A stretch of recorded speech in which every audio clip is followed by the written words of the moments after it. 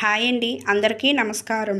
చాలా రోజుల తర్వాత వస్తున్న బ్రహ్మాండమైన ముహూర్తం మే 4న ఈ పనులు చేస్తే మీరు పట్టిందల్లా బంగారమేనంటున్న జ్యోతిష్యులు. జ్యోతిష్య శాస్త్రం ప్రకారం 2 శక్తివంతమైన యోగాలు ఉంటాయి. అందులో ఒకటి గురుపుష్య యోగం కాగా మరొకటి రవిపుష్య యోగం. ఎప్పుడైనా గురువారం పుష్యమి నక్షత్రంతో కలిసి వస్తే దాన్ని గురుపుష్య యోగంగా పిలుస్తారు. అదే ఆదివారం పుష్యమి నక్షత్రంలో కలిసి వస్తే ఆ రోజును రవిపుష్య యోగంగా చెబుతారు. ఈ 2 యోగాలు కూడా చాలా పవిత్రమైన శుభదినాలు. అలాంటి బ్రహ్మాండమైన ముహూర్తం కలిగిన ఈ యోగాలలో ఒకటైన రవిపుష్య యోగం ఈ ఏడాది మే 4వ తేదీ ఆదివారం రోజు వస్తోంది. మరి ఈ సందర్భంగా ఎలాంటి విధి విధానాలు పాటిస్తే సమస్త శుభాలు చేకూరుతాయో ఇప్పుడు తెలుసుకుందాం. హిందూ మత విశ్వాసాల ప్రకారం రవిపుష్య నక్షత్రానికి చాలా ప్రాముఖ్యత ఉంది. మే 4 ఆదివారం రవిపుష్య యోగం వచ్చింది. ఈ పవిత్రమైన రోజు ఏదైనా కొత్త పని చేయాలన్నా, కొత్త బిజినెస్ స్టార్ట్ చేయాలన్నా ఇది చాలా శుభ సమయం అంటున్నారు. ప్రముఖ జ్యోతిష్య నిపుణులు మాచిరాజు కిరణ్ కుమార్ చెబుతున్నారు. అలాగే కొత్త వస్తువులు కొనుగోలు చేయడానికి, అందులోనూ ముఖ్యంగా బంగారాన్ని కొనడానికి రవిపుష్య నక్షత్ర సమయం మంచి అనుకూలమైన రోజుగా చెప్పుకోవచ్చు అంటున్నారు.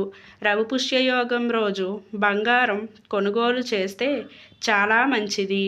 అంతేకాదు, ఈరోజు బంగారం కొనుగోలు చేస్తే రెట్టింపు ఫలితాలు రావడానికి ఆస్కారం ఉంటుందంటున్నారు మాచిరాజు. అలాగే గృహయోగాన్ని త్వరగా సిద్ధింప చేసుకోవడానికి గురుపుష్య రవిపుష్య యోగాలు చాలా బాగా సహకరిస్తాయని చెబుతున్నారు. ఇలా చేస్తే సొంతింటి కల సాకారం అవుతుంది. ఎవరికైనా జన్మజాతకంలో 4వ స్థానాన్ని గృహస్థానం అంటారు. ఆ 4వ స్థానంలో ఎవరికైనా పాపగ్రహాలు ఉన్నట్లయితే సొంతింటి కళ ఆలస్యం అవుతూ అంటున్నారు జ్యోతిష్యులు మాచిరాజు.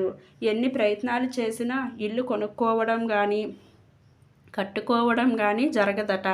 ఒకవేళ ఇల్లు కట్టుకున్నా కూడా కిరాయి ఇళ్లల్లో ఉండాల్సిన పరిస్థితి ఏర్పడుతూ ఉంటుందట.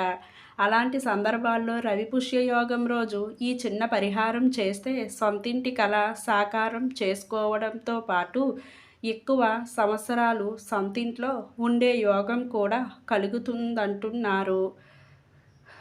అయితే ఈ పుష్యయోగంకి సంబంధించిన పాటించాల్సిన ఆ విధి విధానాలు ఏమిటంటే, రవిపుష్యయోగం మే 4 ఆదివారం రోజు ఎక్కడైనా ఖాళీ ప్రదేశంలో మీ చేతితో 11 రాగి మొక్కలను నాటండి.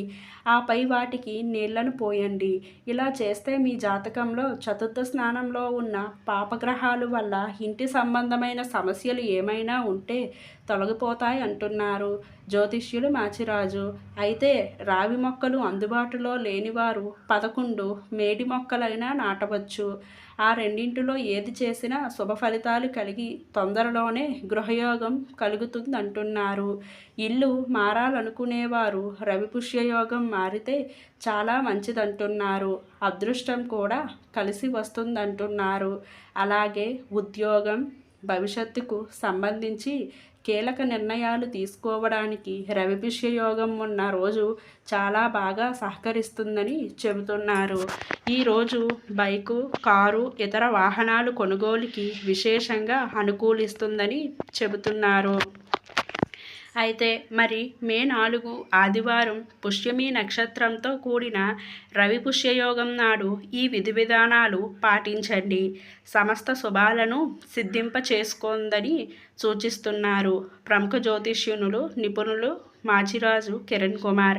ఈ వీడియో కనుక మీకు నచ్చినట్లయితే లైక్ చేసి తప్పకుండా సబ్స్క్రైబ్ చేసుకోండి ఫ్రెండ్స్.